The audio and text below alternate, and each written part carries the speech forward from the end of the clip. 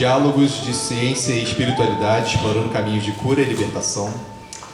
O professor Sorraca é fisioterapeuta, médico, bacharel em medicina e psicologia, licenciado em budismo e teologia, mestre em neurocinesiologia, doutor em acupuntura, pós-doutor em filosofia médica no Sri Lanka, diretor-geral da ABACO, presidente do Instituto Cultural Brasil-Japão e da Federação Brasileira de Acupuntura, diretor para o Brasil da World Federation of Acupuncture and Moxibustion Societies, vinculado à OMS.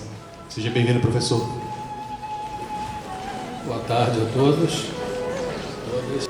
Essa palestra, diálogo entre de ciência e espiritualidade, é um tema muito complexo, porque reúne conhecimento científico e também a espiritualidade, toda uma parte subjetiva, e que requer um certo equilíbrio para lidar com esse desafio de associar ciência e espiritualidade.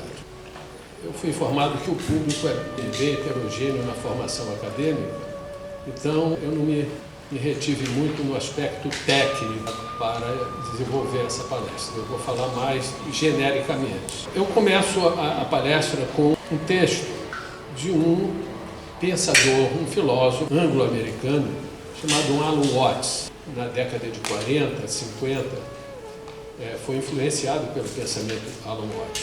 Para se ter uma ideia, ele foi um dos incentivadores de movimentos beatniks nos anos 50 e um movimento hippie nos anos 60. A primeira, um movimento contracultural, depois da Guerra da Coreia, que os Estados Unidos se envolveu na Guerra da Coreia. Os jovens americanos não queriam aquilo. E depois, com a Guerra do Vietnã, já era um movimento hippie, não é, que a gente conhece. Então, quem passou por vivência desses dois movimentos contraculturais conhece bem o nome do Alan Watts. E nós não viemos a este mundo, viemos dele como as folhas de uma árvore. Tal como o oceano produz ondas, o universo produz pessoas. Cada indivíduo é uma expressão de todo o reino da natureza, uma ação singular do universo total. Raramente este fato se é que alguma vez chega a ser sentido pela maioria dos indivíduos. Isso é forte até hoje. Isso foi falado em 1937, se eu não me engano. Então, essa palestra, a gente vai compartilhar alguns insights sobre interseção entre ciência e espiritualidade baseados no meu diálogo interior. Porque uma coisa é o diálogo que nós estamos tendo aqui, a apresentação de ideias, de teses, enfim. E a outra coisa é o que se passa dentro de cada um de nós com essas informações. Quem tem informação na área da saúde, ou na área científica, da física, etc., faz um diálogo interno com essa visão espiritual que não é tão simples assim. Requer muito amadurecimento, muita vivência interior. Então, eu faço sempre agradecimento aos meus principais mestres no Japão, porque a gente tem professores em vários segmentos da vida, né? Desde a nossa infância, na faculdade, mas essas 8 pessoas foram muito marcantes na minha vida, sendo que 2 foram meus pais espirituais no Japão. Eu estou me referindo à minha mãe e o meu pai, monges da escola Shingon no Japão, o professor Kobori da escola Zen, a professora, a monja doutora, ela era médica e monja budista, Junkyo Tamura, que não se deixa fotografar, porque ela foi um pouco discriminada no Japão, porque ela tinha uma característica no seu trabalho. Ela curava com as mãos, ela fazia imposição de mão de cura. E ela começou a ter uma certa perseguição. E aí ela foi estudar medicina, mas botava o diploma de medicina na parede, mas ela continuava fazendo o trabalho espiritual. O professor Yuji Iwata, que foi psiquiatra, foi meu professor e foi meu orientador de dissertação de mestrado. O professor Konishi, ortopedista, e o professor Kedili Maizumi, neurologista, e o professor Okuyama, na área de medicina oriental. E aqui tem algumas fotos com eles, o reitor da universidade. E Aqui, esse aqui sou eu mesmo, né?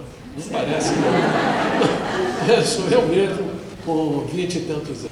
Isso no Mosteiro de Cobo, em 1973, com a minha mãe e a minha orientadora espiritual. E aí, esse diálogo era muito forte, né? Porque eles não eram da área da saúde. E o que se apresentava a mim era alguma coisa que transcendia o meu conhecimento científico. E o diálogo que eu tive com a monja Tamura, que era médica, era mais fácil, não é? Mas ela era muito retraída devido à sua personalidade. Então, eu escrevi depois que eu cheguei ao Brasil. Eu cheguei no Brasil em 74, passei as férias, depois retornei para fazer o mestrado no Japão e depois eu comecei a escrever alguns livros, sendo que o 13º, que é esse aqui, e esses 4 aqui, que estão no prelo. O porquê da longevidade, a experiência de Okinawa, foi um trabalho da minha dissertação de mestrado, por conta da minha vivência com os centenários de Okinawa. Eu fiquei muito curioso. Aí eu fui entrar para essa área de gerontologia, geriatria, do envelhecimento saudável, que me interessou muito. E depois um livro conectando ciência e espiritualidade, que é Cura e Libertação. Um outro chamado Sombra e Luz, o poder da consciência e transcendência da dualidade. E Ecos da Consciência, reflexões sobre alma e espiritualidade no mundo contemporâneo. Esses 4 livros estão no prelo. Provavelmente agora, a partir de março, eles saem desse livro. Então, antes de começar um assunto, eu faço uma pausa para reflexão. A pausa que eu faço inicialmente é em relação de um mestre, que não foi meu mestre, mas foi mestre da minha mestra, da minha professora, a doutora Anísia da Silveira. Então, pensar de modo diverso do aceito pela corrente do momento tem sempre um caráter clandestino e do contra, quase indecente, doentio e blasfemo. E por essa razão é socialmente perigoso para o indivíduo. Aquele que pensa por conta própria está indo incessantemente contra a corrente. Isso está no livro A Realidade da Alma, de 1934, do Jung, Carl Jung. Isso é bastante expressivo, porque isso retrata a situação da reação da ciência contemporânea dele, naquele momento que ele desenvolvia todo um projeto de trabalho maravilhoso. E a doutora Anísia deixa claro também, para navegar contra correntes são necessárias condições raras: espírito de aventura, coragem, perseverança e paixão. Quando ela fala em paixão, a gente imagina muita coisa, muita energia, muita força, e ela tinha muita força. Quem conheceu a doutora Anísia aqui sabe o trabalho belíssimo que ela fez no Museu do Inconsciente e tudo. E voltando ao Alan Watts, eu tive contato com um grupo que trabalhava com ele. E ele falou uma coisa também muito importante: ao mergulharmos profundamente na essência do budismo, do taoísmo, do Vedanta e do yoga, descobrimos algo que transcende os limites da filosofia ou da religião, conforme entendidas no Ocidente. O que realmente se revela é uma jornada transformadora, semelhante a uma psicoterapia. Isso me chamou a atenção, porque eu já estava envolvido com psicologia, o espiritualismo, já vinha estudando, não a teologia acadêmica ainda, não é? Mas frequentando centros espíritas, centros religiosos do cristianismo, do budismo também, desde 1958. É a psicoterapia que eu ouso chamar de psicoterapia oriental, voltada para o autoconhecimento, a paz interior, a cura da alma e a libertação. Essa visão de uma psicoterapia oriental retrata mais a realidade do que uma religião a mais. Por quê? Mesmo buscando a espiritualidade com todo o seu potencial, principalmente os profissionais da área de saúde, e todas as pessoas ligadas a ajudar o próximo, com qualquer nível de conhecimento, ele tem um caminho a seguir. E esse caminho envolve ética, não é? Porque está relacionado ao bem do próximo, à compaixão, e também está relacionado à verdade. Além disso, essa psicoterapia oriental faz com que a pessoa vá buscar o autoconhecimento. Antes de ajudar o outro, a pessoa tem que buscar esse autoconhecimento. Saber o que é que ela quer, quem é ela, de verdade. A partir daí, ela está mais preparada. Eu estou falando em qualquer nível, qualquer área do saber. Então, o estudo das neurociências para entender a espiritualidade tem se dedicado a compreender a espiritualidade explorando as bases biológicas e emocionais que sustentam as experiências espirituais e seus impactos no bem-estar. Esse campo de estudo, embora desafiador, avança com abordagens terapêuticas inovadoras que integram práticas como a meditação, e a meditação aí a gente está falando de vários tipos de meditação, que existem vários tipos de meditação, mas uma coisa é certa, é um processo de interiorização e de vivência interior com a plena atenção e com sentimento e com muito mais coisas que eu vou explicar aí. Então, unindo ciência e tradição, essa pesquisa busca enriquecer a experiência humana baseada em observações, estudos e demonstrações de fatos e fenômenos que tentam conectar o racional ao transcendental. Hoje, nós temos bases para estudar a fenomenologia religiosa por um olhar científico. Hoje nós temos a epigenética, física quântica, a gente tem tantas ciências que estão direcionadas para isso também. Então, neurociências a gente sabe, a gente já ouviu muitas vezes, já leu, etc. Mas quais são as ciências relacionadas à neurociência? Biologia, química, psicologia, medicina, ciência cognitiva, entre elas. Não é? Porque o objetivo é entender como os neurônios se comunicam, como os circuitos cerebrais processam informações, a neuroplasticidade e como isso afeta o comportamento, a cognição, as emoções e a percepção de uma forma geral. Então, isso é muito, muito importante, conhecer a neurociência. Aqui, claro, com professores de neurociências aqui, eu estou falando o beabá, não é? Mas também em relação à espiritualidade, não é? Que ganhou relevância científica e filosófica e, desde o século retrasado e no século XX, integrando mente, consciência e existência. Então, autores como William James, Jung, Maslow, Watts, Suzuki, Teilhard de Chardin, Frankl, Grof e Wilber são os grandes autores que trabalham com essa área. Então, a espiritualidade moderna é entendida como a busca de um sentido maior da vida que pode ou não estar associada a crenças religiosas formais. E isso envolve transcendência, autoconhecimento, interconexão com o divino e com o universo, busca pelo bem-estar interior, busca por um propósito existencial, paz de espírito e harmonia interior. Paz de espírito e harmonia. Não se tem espiritualidade sem paz de espírito e harmonia interior. Objetivo: foco na experiência subjetiva e na jornada pessoal de cada indivíduo em direção ao equilíbrio emocional, psicológico e existencial. Então, a ciência, aqui está escrito muito pequenininho, mas eu vou falar rapidamente. O estudo da espiritualidade no mundo contemporâneo, através do desenvolvimento das neurociências e da física quântica. Nós temos espiritualidade e neuroplasticidade. As práticas espirituais afetam, ativam áreas cerebrais, modificando o nosso cérebro. A espiritualidade e saúde mental. As neurociências mostram a espiritualidade ativa também um sistema de recompensa do cérebro. Estados alterados de consciência. E quando eu falo nos estados alterados de consciência, quando a gente estudava lá há 40 anos, 50 anos, eram estados alterados promovidos por drogas. Então, mas estados alterados de consciência, todos nós temos. A bebida alcoólica altera a nossa consciência. A meditação também altera. Né? Umas trazem benefício e outras não tanto. Mas uma coisa é certa: nós podemos desenvolver estados especiais de consciência, estados extraordinários, como minha mãe falava. E esses estados extraordinários, Buda falava em iluminação, não é?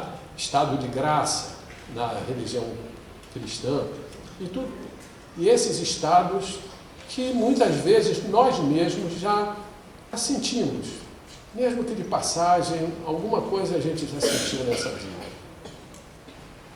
Redução do estresse e o sistema neuroimunológico. Práticas espirituais como uma meditação, reduzindo o estresse, mas também fortalecendo o sistema imunológico, ativando o vago, o nervo vago, enfim. Significado e propósito.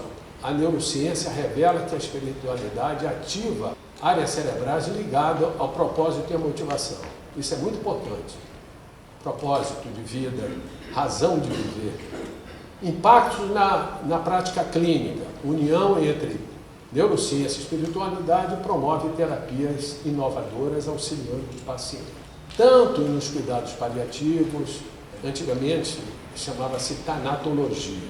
Naquele período, início dos anos 70, quando voltava para o Brasil, vindo do Japão, eu passava sempre pelos Estados Unidos. E eu tive o prazer, em Los Angeles, de ter contato com um grupo de estudos de uma médica chamada Elizabeth Kübler-Ross, psiquiatra, que desenvolvia um trabalho sobre tanatologia.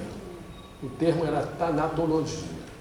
E aquilo me fascinou muito, porque eu lidava muito com pacientes em fase terminal, sobretudo depois, quando eu já estava no Sri Lanka. Mas mesmo no Japão, eu lidei muito com paciente em fase terminal. Então, foi uma experiência muito grande e hoje é chamado de cuidados paliativos, paliação, né? E que tem muito a ver com essa visão de ciência e espiritualidade. A convergência entre neurociência e espiritualidade é um conceito que explora como as práticas espirituais, como meditação, oração, visualização e outras, afetam o cérebro e o comportamento humano. Esses estudos demonstram que práticas espirituais contemplativas podem induzir mudanças neurais, que é a neuroplasticidade, promover maior regulação emocional, melhorar a saúde física e mental e até aumentar a sensação de propósito de vida. Eu falo sempre propósito de vida porque eu fui para a área de gerontologia, geriatria, e lidando com idosos lá no Japão. Em Okinawa tem uma comunidade de centenários e eu tive a oportunidade de ficar um tempo com eles e vendo por que é que eles viviam tanto. Qual era? Inicialmente, na minha visão cartesiana, não, isso deve ser genético. Achava que era genético. Mas depois eu fui ver que japoneses que moravam em Tóquio, em Osaka, as grandes cidades, morriam com a mesma idade dos americanos, por exemplo. Mas quando fazia a média aritmética no Japão, o Japão passou a ter a expectativa de vida maior do mundo. E até hoje. Por quê? Porque conta com essas pessoas que vivem 90, 100 anos. Eu fui apresentado a presidente da associação dos centenários. E cheguei com a pessoa que me levou para apresentar, falou na porta Tadaima e tal, se apresentou, e ela estava no fundo da casa, mexendo numa planta. Quando ela ouviu o nome dela, ela levantou com a velocidade e veio andando em nossa direção, sem claudicar, sem nada. E aí eu olhei para aquela senhora e disse, essa senhora não deve ter uns 80 anos, 80 e pouco. Ela tinha 104 anos. E eu fiquei a me perguntar, o que é isso? Por que essa mulher tem essa resiliência toda? E cognitivamente perfeita, ela se lembrava de todos os dados, do nome da pessoa que me apresentou, procurou saber meu nome, queria saber por que o meu nome japonês, como é que se escrevia, enfim, eu fiquei assim admirado com aquilo. E depois ela me apresentou aos grupos de idosos. Então tem um grupo que eles chamam de Moai, que são grupos pequenos, que eles se autoajudam. Então, por exemplo, se um desses centenários tem algum problema, os outros vão ajudar. É como se fosse quase uma família, né? Eles contam mais com um membro do Moai do que com a própria família. Isso também dá muita segurança e aumenta o propósito de vida, a razão de viver, que chama-se Ikigai lá no Japão. Vocês já ouviram falar, provavelmente, Ikigai, não é? E essa filosofia Ikigai É a mesma coisa que o omotenashi, né? O omotenashi é uma forma de tratar a outra pessoa da melhor forma possível para que se crie harmonia nas relações. É muito usado pelas empresas o omotenashi. Eu escrevi um livro sobre isso, de tratar melhor o seu cliente, de dar atenção ao outro. É a base da ética. Né? Então, esse propósito de vida está no DNA, vamos falar, no DNA desse povo de Okinawa, né? Que é chamado Zona Azul. São várias zonas azuis no mundo. Okinawa é uma delas. Principais interações de neurociência e espiritualidade. Efeitos da meditação e mindfulness. Mindfulness foi um termo cunhado pelo Kabat-Zinn, que era um médico lá da Califórnia. Ele fez um projeto para controle de estresse. Tá? E viu que a meditação dava certo, desenvolveu muitos trabalhos e isso ficou na moda. Todo mundo fala em mindfulness. Né? Mas, na verdade, ele era praticante da meditação Vipassana e meditação Zen, que eram meditações budistas. Então, é uma forma de abordagem terapêutica da meditação. E essa prática leva ao aumento da atenção, a compaixão, a bondade e a regulação emocional. E as bases neurais da experiência transcendente, que vai ocorrer no córtex pré-frontal e no sistema límbico, são experiências também, né, espirituais e místicas. E a espiritualidade e a saúde mental, nós sabemos que podem reduzir níveis de estresse e ansiedade e promover o bem-estar emocional. Baseado nisso, e de alguns cursos que eu fiz na área de saúde mental, no Ocidente e também lá no Oriente, eu pude escrever um livro chamado As Nuvens São Sempre Passageiras, que é um livro que aborda o mal do século, que é a depressão. A gente não entende muito bem a depressão. A gente acha sempre que a depressão tem um fator genético. Nós sabemos que hoje nós temos os antidepressivos, mas a gente tem que ir a fundo. A necessidade de um trabalho psicoterapêutico. E o Oriente oferece uma psicoterapia que eu chamo oriental, que é através da meditação, que é através da mudança de hábitos, de valores, não é? De vida, do autoconhecimento. Então, em verdade, as neurociências e a espiritualidade não estão em lados opostos, mas caminham juntas na busca pelo conhecimento e pela verdade. Os conflitos históricos entre ciência e religião servem como lembretes de que o verdadeiro problema é o dogma, que limita o pensamento e estreita as possibilidades de entendimento, embora o dogma seja aceito nas religiões, dentro do aspecto religioso. Mas na religiosidade, eu acho que o dogma é uma barreira a ser transcendida. Não é a essência da religião que gera embate, mas a rigidez que por vezes a envolve. Juntas, neurociência e espiritualidade ampliam o horizonte, inspirando uma visão mais profunda e abrangente da existência. Vamos lá para cuidados paliativos. O paciente, aquela fase difícil da sua existência, precisa de um apoio. O paciente, em casos graves, ficam sedados.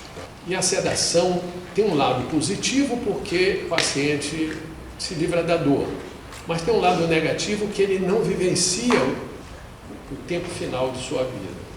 Nesse momento, entra o cuidado paliativo, que é uma área multidisciplinar.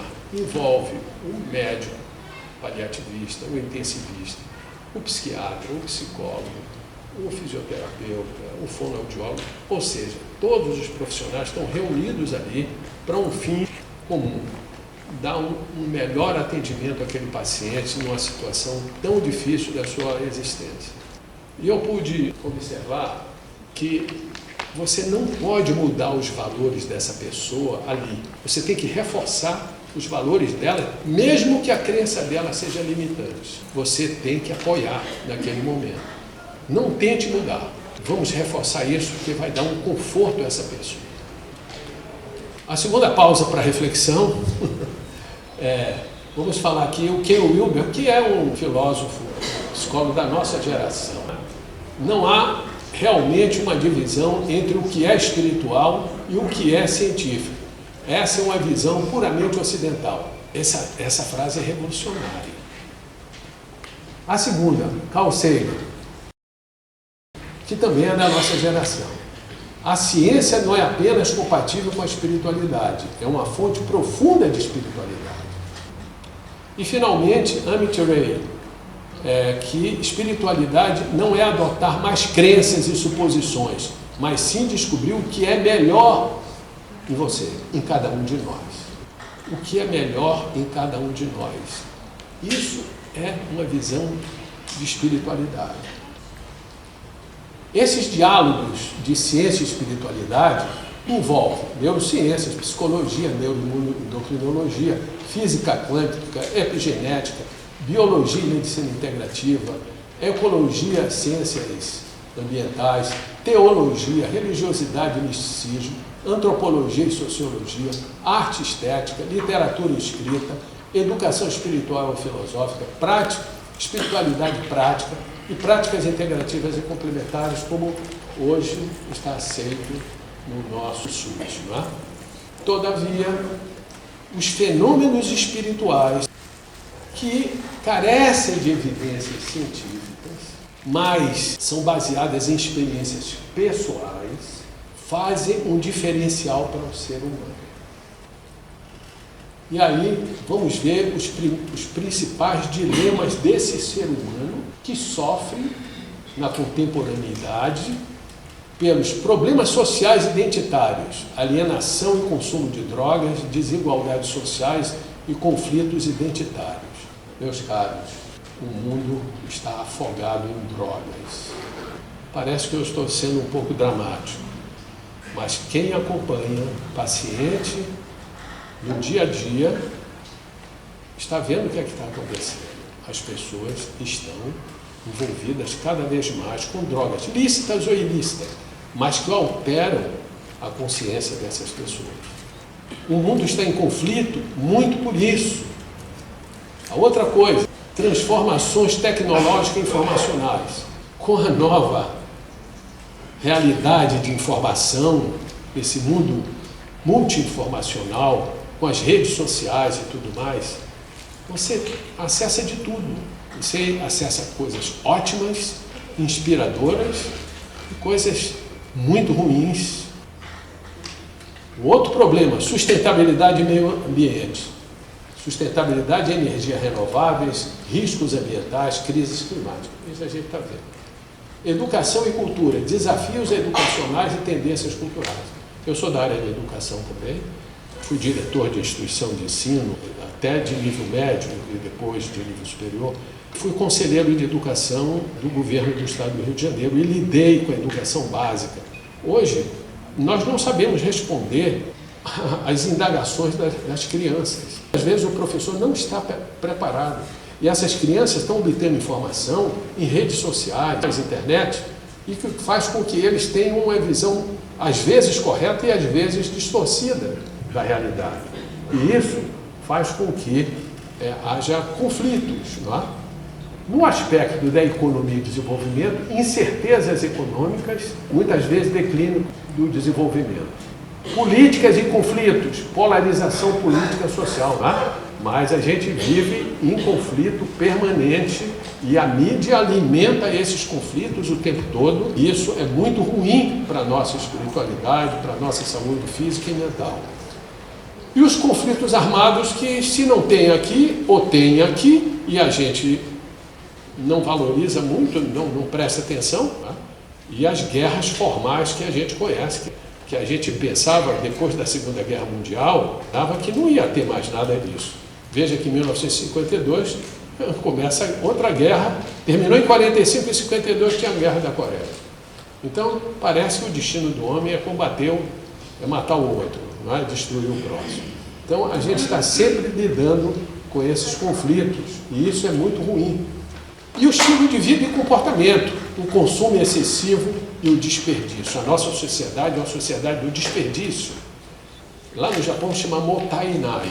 Quando você fala motainai lá no Japão, significa Mas que desperdício! Por que desperdiçar tanta coisa? Isso alimentaria milhões e milhões de pessoas. Nós temos que ter essa consciência de que a fome existe por negligência nossa e cada um de nós tem uma certa responsabilidade em relação a isso. E os problemas que prejudicam o bem-estar e a espiritualidade. Aí você está vendo, o hedonismo, o egoísmo são os problemas sociais, nós estamos sempre apegados às coisas materiais. Isso não é compatível com a espiritualidade, a verdade é essa. Ninguém está falando para ser monge aqui. Eu vivi 4 anos dentro de um mosteiro, eu sei o que é vida monástica. Eu não estou falando para ninguém se tornar monge, mas estou dizendo que esse estilo de vida egoísta, de apego, leva ao sofrimento. Desigualdade, discriminação e conflitos raciais. Crenças limitantes e falta de discernimento filosófico, político e religioso. Crenças limitantes. Olha, nós temos crenças positivas, construtivas e crenças negativas que vão contra a nossa saúde, o nosso bem-estar. Aí você vai dizer, e fé? Fé é outra coisa. A fé não é uma emoção, é um sentimento. E a diferença de emoção para sentimento é que o sentimento é a emoção que você tem consciência. Se você tem consciência da emoção, ela vai se transformando em sentimento. E quando esses sentimentos estão bem enraizados, aí você tem um poder interior, digamos assim. A fé verdadeira é um poder interior que nós temos para resolver quaisquer questões da nossa vida. Agora, a crença, ela processa muito no plano racional e muitas vezes ela pode ser negativa ou positiva. Os problemas tecnológicos, excesso de informação, fake news que eu já tinha falado, lá, dependência tecnológica, desconexão com a natureza, esse é um grande problema. Nós colocamos a autoridade social acima da autoridade da natureza. Esse é o maior equívoco da nossa civilização. Nós somos parte da natureza. Então, o poder da natureza, não é? A autoridade da natureza está muito acima da social. Mas nós valorizamos a social, esquecemos da natureza. E em relação à saúde física, estresse, doenças crônicas, transtornos emocionais, principalmente ansiedade, depressão e a dependência química. E os cognitivos, desatenção. Nós vivemos TDAH, não é que a gente fala assim? Isso é uma manifestação da desatenção. As pessoas não conseguem viver em estado de presença. O que é estado de presença? É estar aqui e agora. Eu tenho memórias do passado, eu tenho projeções do futuro, tenho ideias, imaginações, mas a minha vida é aqui que eu estou vivendo. Se você não está vivendo aqui, você está projetado no futuro ou preso no passado, você não está vivendo. Você está sobrevivendo. Então, esse problema da desatenção leva a uma exaustão cognitiva e ausência de estado de presença. A meditação, quando fala plena atenção, é um treinamento. Meditação virou um treinamento e, quiçá, uma terapia. Tá? Mas dentro de certas limitações. E a segurança e confiabilidade. Nós vivemos inseguros num mundo de violência, incerteza e desconfiança. Esse é um outro problema, lidar com essa realidade de conflitos, de não se sentir seguro em relação ao outro. Tá? Seja alguém que a gente ame, seja com quem a gente trabalhe, seja com qualquer pessoa. Alguns países estão sempre em conflito, as pessoas estão sempre em conflito. E isso é muito ruim para a saúde. A insegurança, lembre-se que o medo é um sentimento, uma emoção, um sentimento raiz, ou seja, ela é primal. É o primeiro, a emoção que nós temos é o medo. E quando esse medo se torna uma realidade permanente, com certeza vai virar uma depressão, mais cedo ou mais tarde. E se tiver alguma genética aí envolvendo depressão, ela se estabelece. Mecanismo de fuga. Diante de todos esses problemas, a gente cria mecanismo de compensação. Então, os mecanismos de fuga da realidade refletem desconforto diante da morte e da impermanência. É um grande problema. A gente sabe que tudo é temporário, tudo é transitório, e a gente está preso e a gente não quer que mude, e a gente sofre por isso. O budismo ensina muito isso, né? E o problema da ameaça da morte. E aí, eu vou morrer e vai acabar tudo? Não, tem um outro mundo que me espera. Lá, aí vem as fantasias de toda a ordem, né? Ah, eu vou chegar lá, vou encontrar fulano, eu vou estar com cicrano, o mundo lá é assim. Eu não estou dizendo que não exista isso, eu estou dizendo que a gente se prende muito a essa crença. Prender a essa crença tem um valor, que dá um conforto a gente, mas por outro lado, nos tira a capacidade de se conhecer mais profundamente e ter uma postura em relação a essa situação existencial. Para lidar com a finitude, muitos usam drogas, crenças limitantes, práticas psicoespirituais equivocadas que se propõem a oferecer conforto e segurança. O que a gente quer não é conforto e segurança. A gente precisa viver a realidade, seja a mais dura possível. Vocês vão pensar que eu sou materialista, que eu não acredito em nada. Não é isso que eu estou falando.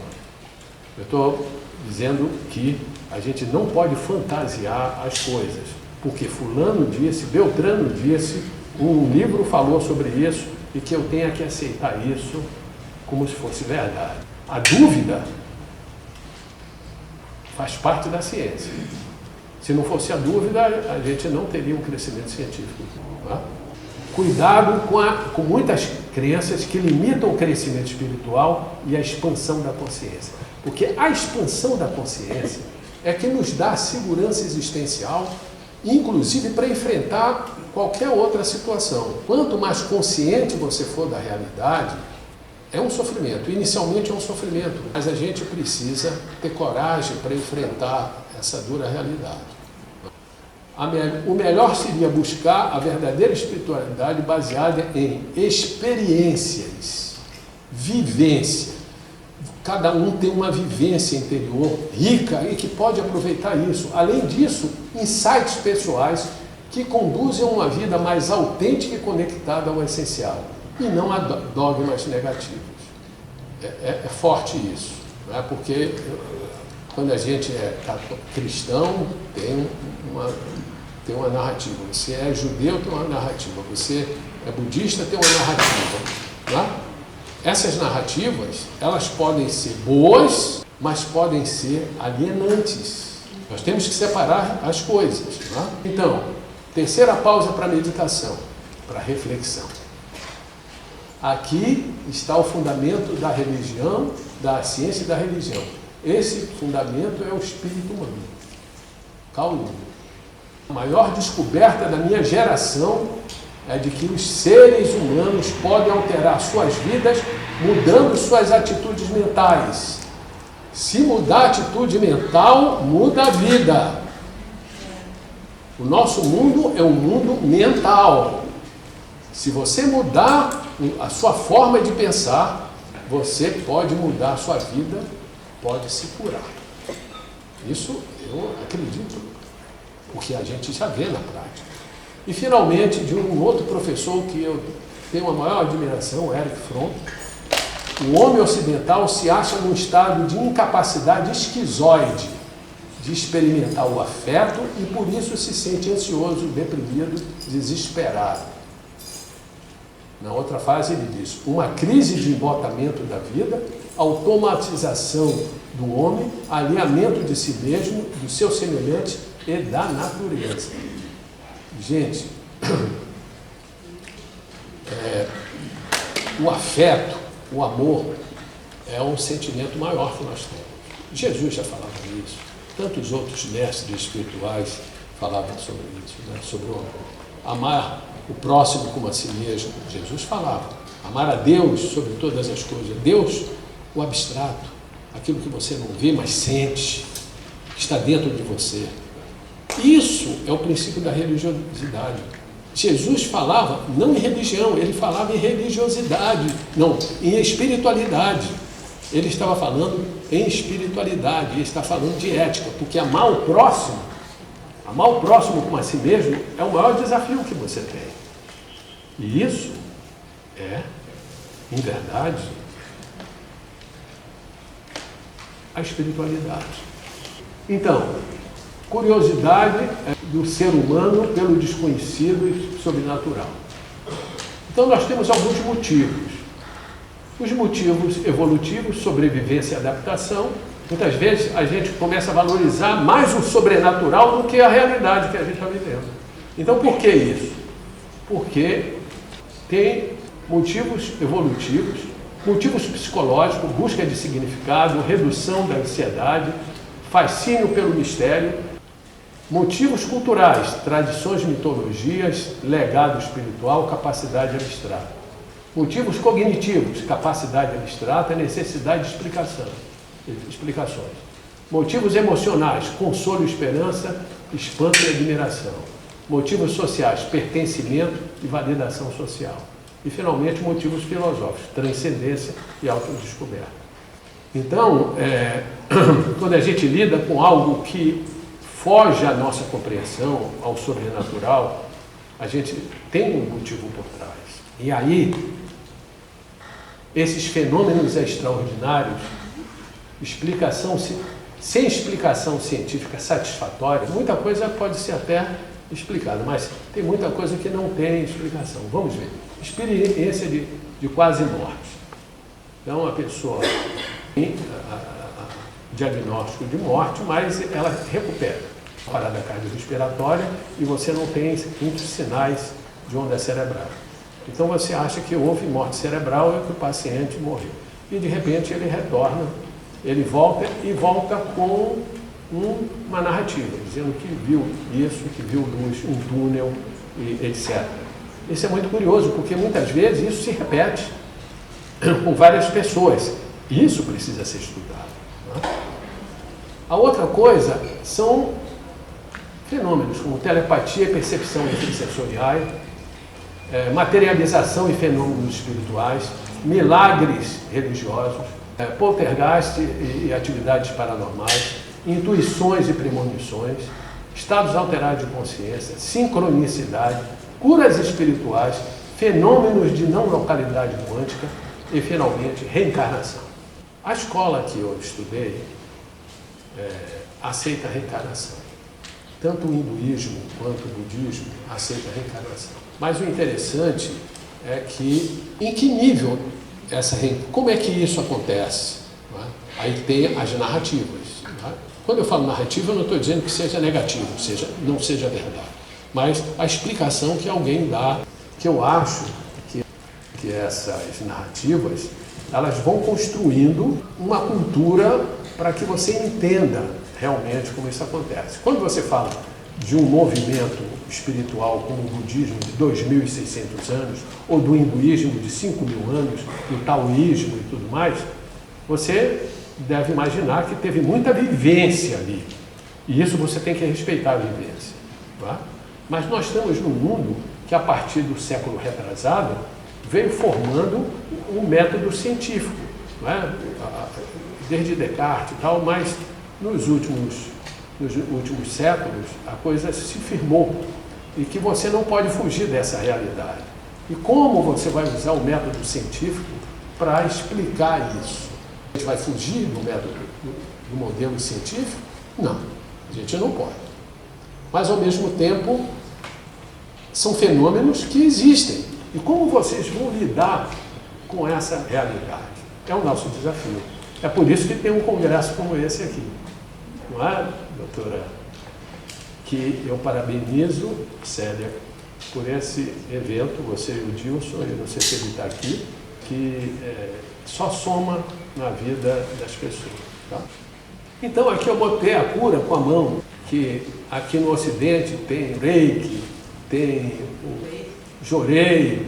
Lá no Japão, A medicina oriental alberga essa terapia, chama Teate, ou Yashinote, que eu vou mostrar ali na frente.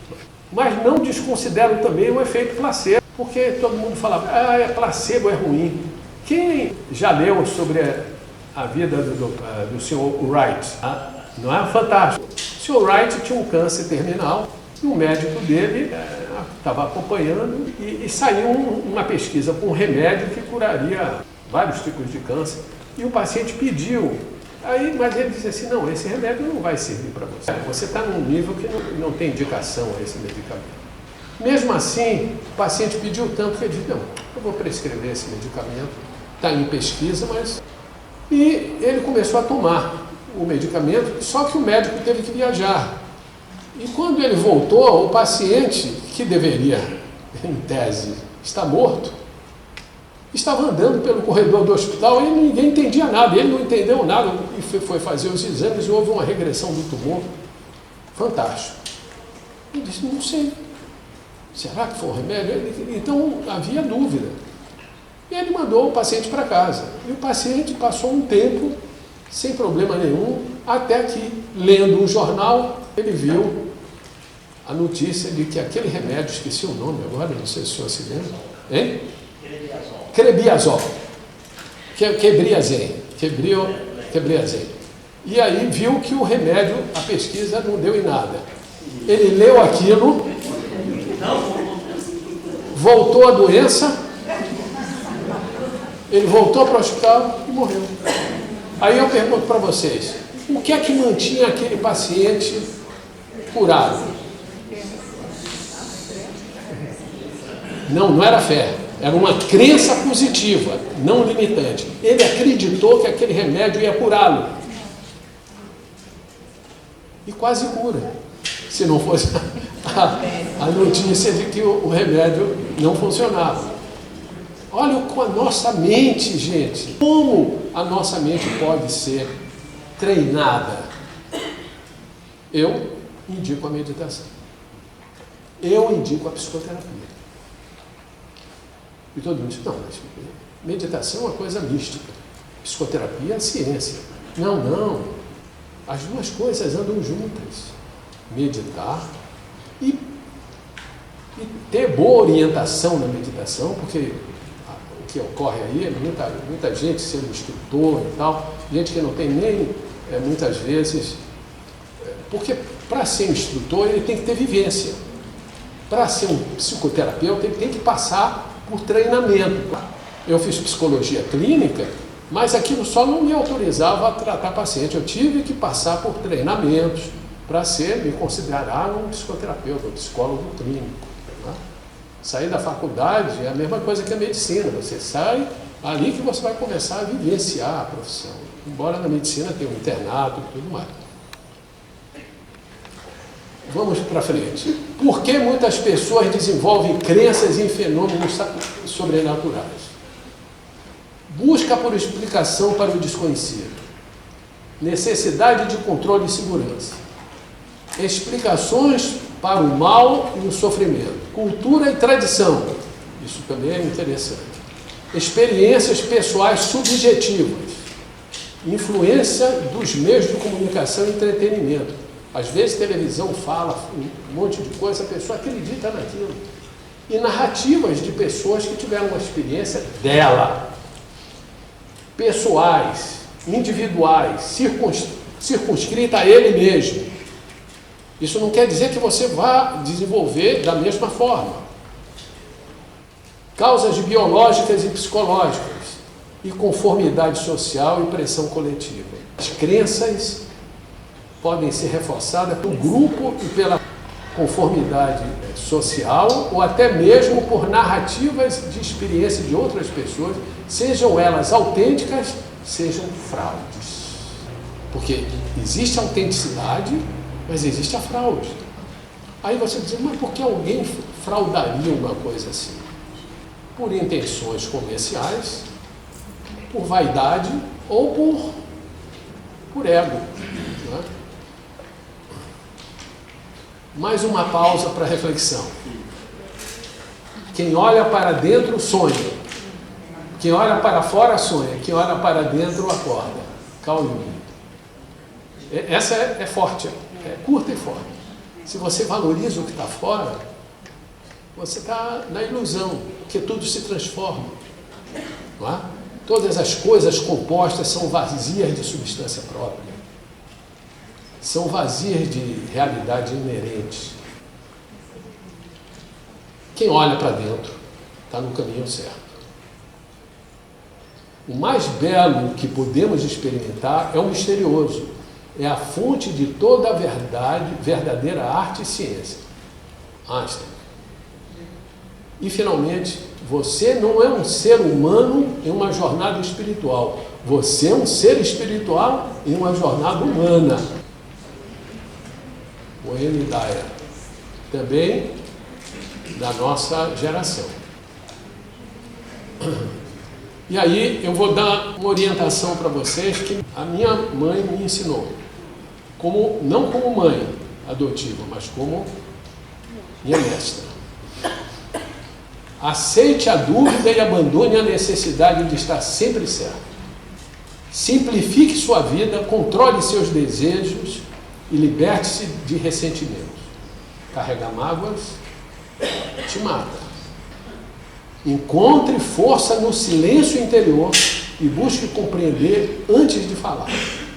Questione suas certezas. Questione suas certezas. Cultive a atenção aos detalhes e evite ilusões. Irradie bondade, alegria, compaixão e amor. A paz de espírito e a harmonia interior começam no que eles chamam do coração. Só que lá no Japão, coração significa coração-mente. Kokoro significa coração-mente. Não é coração, órgão fisiológico. É coração no sentido de coração-mente. Né? Taradá, ela me falou isso em 1972 e eu anotei tudo isso no papel. E eu estou passando essas informações, essas orientações. É difícil seguir isso aqui, é muito difícil. Não é fácil. É um desafio. E aí está a meditação do coração, chamado Kokoro no Meisō em japonês, o Spiritual Mind and Heartfulness, né? Caminhos de cura e libertação.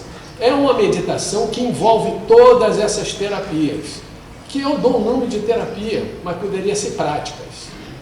Porque como eu sou da área da saúde, eu levo para terapia, né? Mas poderia ser prática. Da respiração, porque se você não sabe respirar, você não relaxa. Então essa terapia precede essa. Você tem que respirar, relaxar para desenvolver a plena atenção, que é o mindfulness. Você tem que fazer isso. Mas também você vai desenvolver a vocalização de mantras de cura, a terapia sonora de cura, terapias de mobilização energética, terapias de movimentos espontâneos instintivos, terapia de visualização de cura, terapia de expectativa de cura e, finalmente, terapia do toque ou da imposição de mãos, que é a Shinote ou TAT. Isso tudo faz parte do treinamento da meditação do coração. Ou seja, é uma terapia, se não completa, abrangente. Porque você trabalha com o corpo, com mobilização física do corpo, técnicas respiratórias. Tá? E essa daqui, por exemplo, Kikori-Ho, em chinês chama Qigong. É o Qigong médico. Se chama Qigong médico lá no Japão. Que chama-se em japonês Kikori-Ho. Tá? Então, essas técnicas todas fazem parte do caminho da meditação do coração. Eu poderia, cada tópico desse, são 10, fazer uma palestra só de cada tópico desse. Tá? Falando sobre teórica e prática. E praticar também. Mas existe uma palavra, e eu já estou terminando, chamado Sanmitsu Kadi. San, em japonês, é 3. Mitsu significa, é difícil traduzir, aquilo que existe, mas você não vê. O ar você não vê, não é? Mas ele existe. É aquilo que é misterioso. Kadi está escrito aqui em sânscrito. Significa um tipo de ação específica. Então, o que é san? O que significa esses três? Sincronização energética do ti, energia mental, da energia verbal e da energia gestual para a saúde e a cura. E aí eu vou fazer uma brincadeira aqui, que eu vou colocar o Kadi, que é a distância, né, em sânscrito. A palavra, ela tem uma vibração, ela faz uma onda. O pensamento outra e a ação outra. Quando essa palavra, pensamento e ação se tornam simétricas, ondas simétricas, elas evoluem para ondas sincrônicas, que vai se tornar coerentes como raio laser. Se aquilo que você fala é aquilo que você pensa e aquilo que você sente, que está na sua mente, e que você age, se isso estiver sincronizado, isso vai ter um poder muito grande.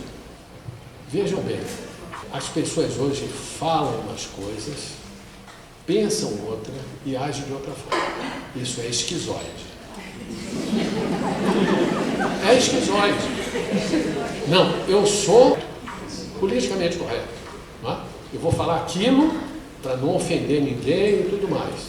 Mas eu penso outra coisa. Lá no Japão tem uma palavra chamada Hone Tatemai, que é um tipo de comportamento que não daria para explicar tudo aqui, que é mais ou menos assim, aquilo que você é e aquilo que você finge que é. Não é? Então, muitas vezes, a gente vive numa relação social, até familiar, de fingimento. A gente finge, não é verdade? Então, se a palavra, o pensamento e a ação não estiverem coerentes, se você não ficar atento a isso, que o que você pensa e sente não é o que você fala e não é como você age, você precisa corrigir isso. Isso depende de autoconhecimento, de reflexão, de amor próprio, de autoempoderamento. Autoempoderamento. Porque senão a vida vai para um rumo que não é boa. Doenças. E doenças graves. Às vezes a gente não sabe a causa das doenças. A gente fica achando que é uma coisa, que é outra, até o sobrenatural entra na história, e na verdade é a nossa conduta, o nosso comportamento. Por isso que eu falo em psicoterapia oriental. Não que eu negue a psicoterapia ocidental, pelo contrário. Não é? Os meus primeiros mestres foram da psicoterapia tradicional. A doutora Anise, por exemplo, todo mundo conhece a história dela, foi uma das pessoas. Né? E tem gente aqui da psicoterapia que eu prezo muito, né? Doutora Sônia, doutor Reginaldo, da área da psicoterapia, e outros aqui que eu não conheço ainda. E, finalmente, aí está a medicina do futuro. Essa é a medicina da alma, que reúne todas as medicinas, ela vai estar aqui dentro. Essa é a medicina que eu acredito. Eu acredito. É minha fé. Que essa medicina é a medicina do futuro. E, finalmente, eu deixo aqui as entidades que eu trabalho, né, o Instituto, a entidade de movimento espontâneo e outras do Instituto Cultural Brasil-Japão, que eu tenho o prazer de presidir. Enfim,